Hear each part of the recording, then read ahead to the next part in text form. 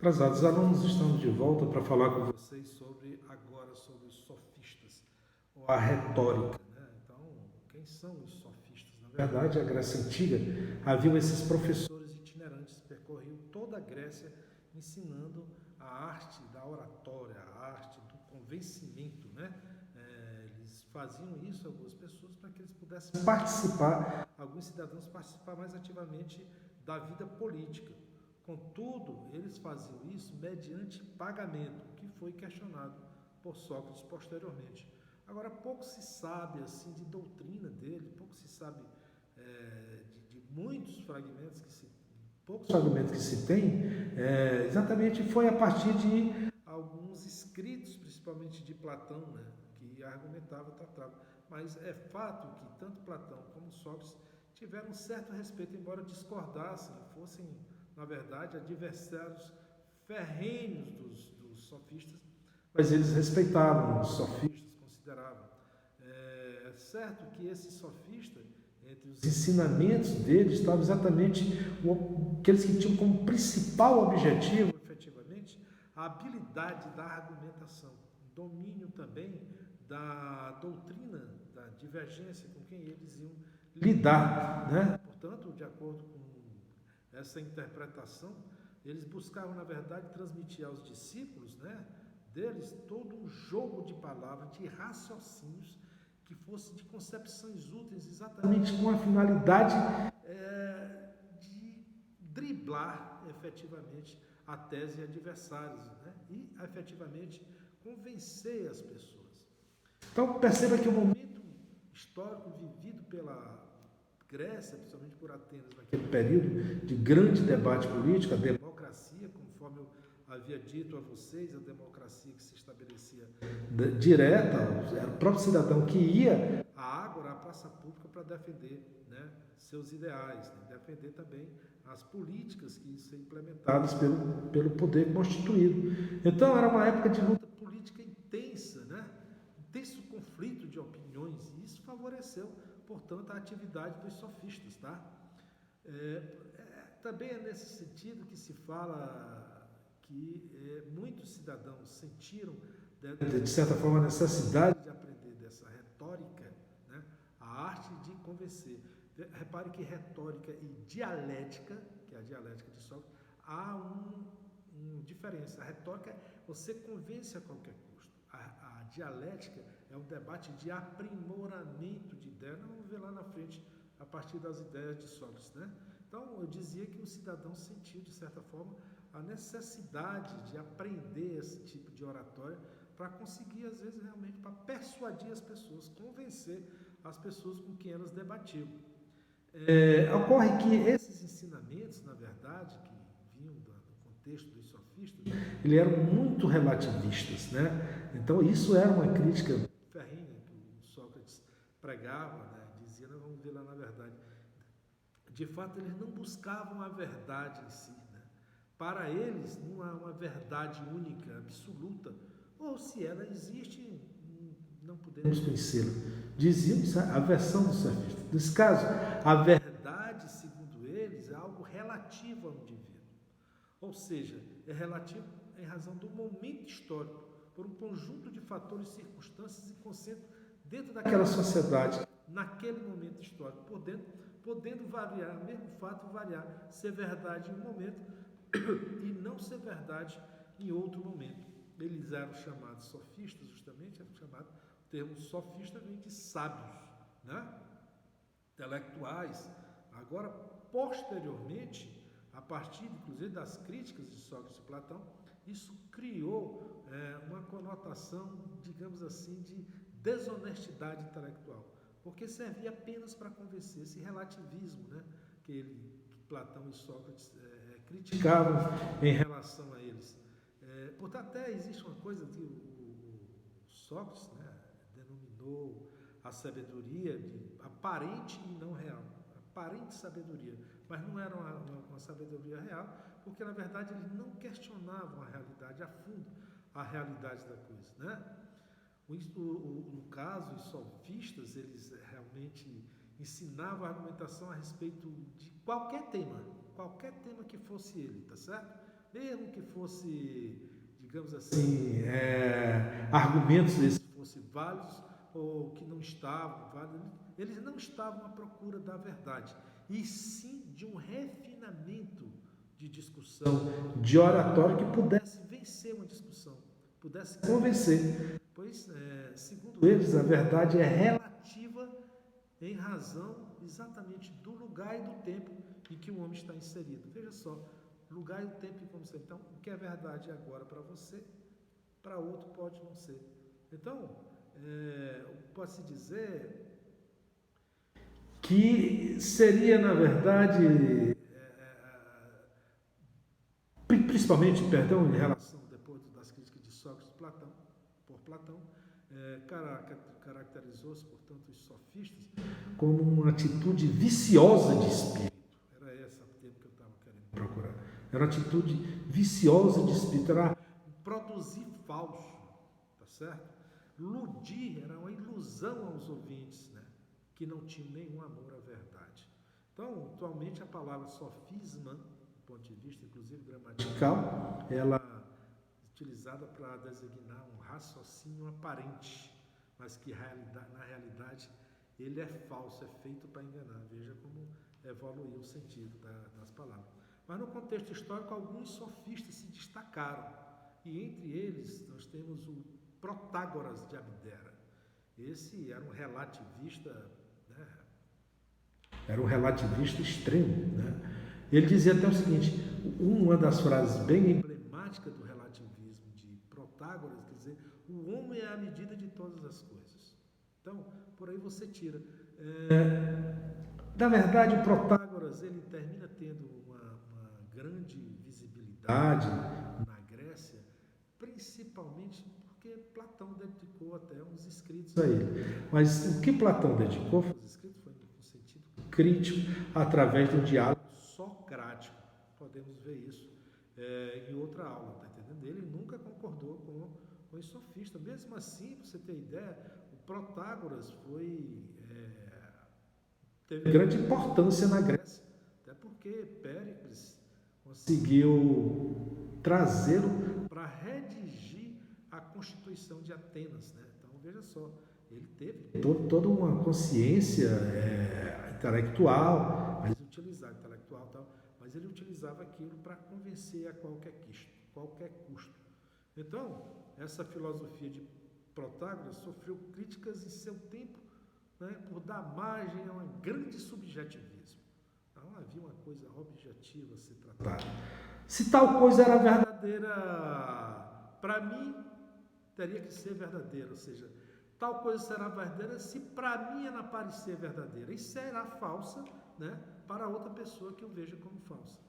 E aí? O que se tirar, o que se extrair de concreto disso aí? Então, muito abstrato. Desse modo, no sentido da filosofia de Protágoras, né, do sofista Protágoras, qualquer tese poderia ser encarada como falsa ou verdadeira ao mesmo tempo. Né? Isso dependeria de quê? Da ótica de quem está vendo. Né? Então, mas como era feito para convencer, então poderia acontecer que, no momento, ele estivesse utilizando um determinado fato ou realidade com o objetivo de convencer, e em outro momento esse mesmo fato ou realidade ele poderia estar utilizando com a sua capacidade de convencimento para dizer que aquilo era falso. Então, veja o relativismo que se estabelece. Mas entre outros grandes sofistas, inclusive teve também livro dedicado a ele, o Gorgias de Leontino. Também houve um livro que foi dedicado, Platão, a parte, né, fragmento do livro, a um diálogo feito com Gorgias. Fiz até uma leitura dessa parte de diálogo com Gorgias ali. Foi um dos grandes, considerado dos grandes oradores da Grécia Antiga. Diz ele que o bom orador, o que é que o Gorgias dizia?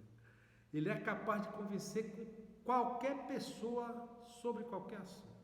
O bom orador é capaz de convencer qualquer pessoa sobre qualquer assunto. E ele não acreditava no ser, né? Afirmava que o ser não existe. Né?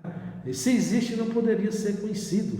E ainda que esse ser fosse conhecido, não poderia ser considerado ninguém, comunicado a ninguém, perdão. E com isso, na verdade, um pouquinho posterior, contemporâneo de Protágoras, ele vai aprofundar esse subjetivismo, relativismo de Protágoras e vai atingir um certo ceticismo, né, chamado ceticismo absoluto. Ora, e aí surge essa figura amada de todos, chamada Sócrates. Nasceu provavelmente em Atenas, por volta de 470 anos de Cristo, né? Tornou-se um dos principais, se não o principal pensador, né, da Grécia Antiga, mas veja que ao contrário, né, naqueles primeiros pré-socráticos, que nós já vimos na aula anterior, ele dizia, ele não visava seu poder, né, os seus estudos, seu pensamento filosófico na natureza, fixava nos homens, queria saber a essência da humanidade. Né? Ele teve uma influência de Anaxágoras, né? Mas seu pensamento foi essencialmente sobre a essência da alma humana. Ele Sócrates considerado pelos seus contemporâneos como um homem mais sábio daquele período. Platão dizia isso, era o homem mais sábio, mais inteligente que ele conheceu naquele período. Ele demonstrava, na verdade, dos seus pensamentos, uma necessidade grande de levar o conhecimento para os cidadãos. Ele andava pelos cidadãos gregos, ele andava na praça pública distribuindo o seu pensamento, né? As suas ideias, a sua filosofia, e não cobrava por isso, ao contrário dos sofistas, né? Portanto, o seu método de vida, o seu método de levar seus conhecimentos foi conhecido como diálogo ou dialética socrática. Então, através da palavra, ele tentava levar o conhecimento sobre as coisas do mundo e dos seres humanos, né? Então, existe uma célebre frase de Sócrates, né, que ele dizia: conhece a ti mesmo. Você tem que ter um autoconhecimento para você poder se notabilizar, se reconhecer como pessoa. Então, ele desenvolvia, como eu disse, seus conhecimentos em praça pública, por isso ele foi inclusive muito visado pela nobreza daquele período, tá certo? Ele demonstrava que era preciso unir a vida concreta, tá certo? Ou seja, uma harmonia entre o que você pensava e o que você agia. Naturalmente, é uma coisa muito interessante. Você harmonizar, você depende, sua vida moral. Então, aquilo que você pensa é aquilo que você faz. Não é o que você faz, você faz diferente daquilo que você pensa. Então, unir o saber ao fazer, essa é a grande concepção de Sócrates, né? Então, unir a consciência intelectual à consciência prática, ou chamada também, ou a moral também. Mesmo, mais ou menos tal qual os sofistas, ele abandonou a preocupação dos pré-socráticos em relação ao estudar a natureza para estudar a problemática do ser humano. Agora, Sócrates, como dito anteriormente, ele se opôs, né, decisivamente ao relativismo manifestado aí pelos sofistas, né? Utilizou, né, o uso da retórica, ele condenava, e ele pregava, portanto, o uso da dialética. A sociedade ateniense mais conservadora, a elite ateniense mais conservadora, temendo, certo, a evolução, a influência de Sócrates sobre os jovens, passou a considerá-lo como que um inimigo público. Ele era um agitador público em potencial. Então, como eu disse, ele travou, Sócrates, uma tremenda polêmica em relação aos sofistas. Procurava algumas interrogações dos seres humanos e tratava alguns questionamentos bem diferentes da praticidade do que tratava os sofistas. Por exemplo, ele se debatia consigo mesmo e com as outras pessoas para discutir sobre a ideia do que é o bem, o que é a justiça, o que é a virtude. Só que em relação aos sofistas não visavam isso, tá? Ele visava mais uma questão sensorial, e imediatista, né? Sem se preocupar com a investigação da essência daquilo, da virtude, da verdade, né? A virtude da justiça, né? E a partir da qual a própria realidade empírica pudesse, portanto, ser avaliada. Veja que há aí sim um sentido filosófico de essência de pensamento. Então, a principal pergunta de Sócrates, com todo o seu manejo dialético, ele dizia qual é a essência do ser humano ou o que o ser humano é essencialmente. Qual é a essência do ser humano? Ou o que ele é essencialmente? Então, ele dizia que essa resposta aponta sempre para aqui. O ser humano é a sua alma. A sua alma é a sua razão. Tá certo? Então, é o seu próprio consciente que vai denotar também a consciência intelectual e a consciência moral. Isso é que distingue os homens dos demais animais. Como eu te disse agora há pouco, ele pregava por isso um autoconhecimento, né? Daí está lá escrito lá no oráculo de Delfos, a frase célebre dele: conhece-te a ti mesmo, né? Isso foi muito recomendado posteriormente, né? Então, a filosofia de Sócrates, a grosso modo, né? O diálogo crítico e dialético, de Sócrates, ele tem duas vertentes básicas, dois momentos importantes. Ele se divide primeiro na ironia, ou a refutação e ironia, ou seja, ele deixa no diálogo com determinadas pessoas, com as pessoas que ele dava no dia a dia, ele espera que a pessoa, sobre um determinado tema, a pessoa vá divagando e ele vai provocando, às vezes criando ironia, deixando a pessoa, tá? E ele vai indagando. E sobre isso, ele vai aprofundando questionamentos, indagações, e as pessoas, de certa forma, vai se contradizendo, né? Isso era um debate, na verdade, que o Sócrates pretendia que a pessoa tomasse consciência daquilo que ela mesma estava dizendo. Se tinha consistência, se tinha coerência com aquilo que ele estava, no princípio, dizendo, defendendo e tal, e ele percorria esse íntimo da pessoa. E, posteriormente, essa primeira parte, refutação e ironia, e a outra parte, a chamada maiêutica. Muito importante isso aqui. Etapa em que ele propunha exatamente aos discípulos uma nova série de questões, tá?